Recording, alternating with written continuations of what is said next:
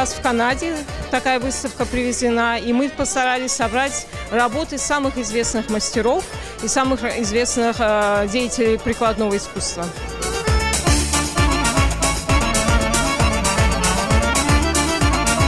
Не так много людей во всем мире знают о крымских татар.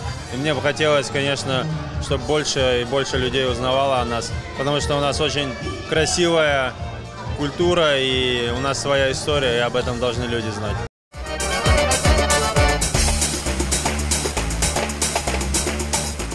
Громада кримсько-татарська, вони можуть дуже легко згубитися в цьому великому морі людей тут в Канаді. І треба, щоб громада мала спосіб зі собою зустрічатися, плекати свою культуру, свою історію, дітей вчити.